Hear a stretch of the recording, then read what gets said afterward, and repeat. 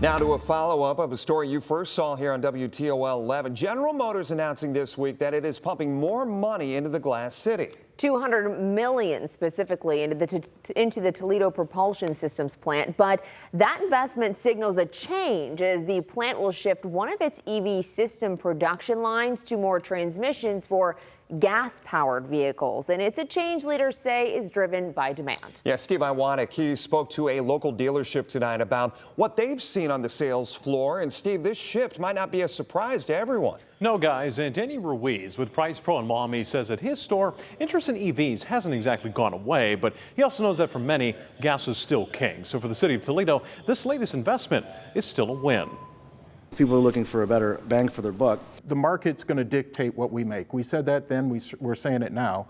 While Americans are pumping the brakes on EVs, GM is pumping another $200 million investment into the Toledo Propulsion Systems Plant. One of the plant's 2 EV lines will soon switch back to producing parts for gas-powered vehicles. UAW Local 14 President Tony Totti says the change is because of demand and the factors behind it. When you take the incentives away and you take the infrastructure away, sales are not going to be what we anticipated them to be. He's calling it an about-face from GM, a big change.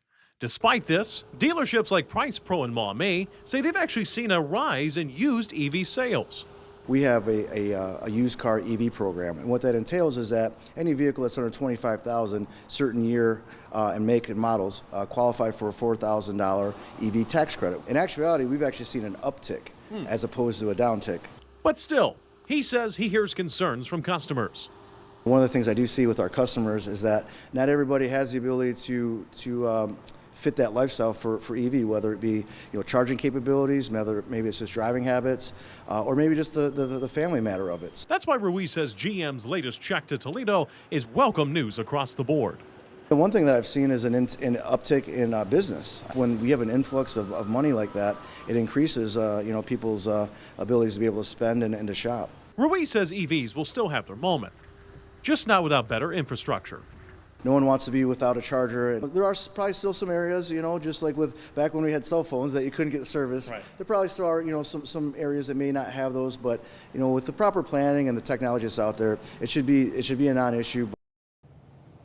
Now, in regards to concerns over EV infrastructure, CBS News has reported that the bipartisan infrastructure bill passed in 2021 under the Biden administration, which provided $7.5 billion to build high-speed chargers at least every 50 miles. But the Trump administration has, for now, paused future funding for states, saying the program needs major reform.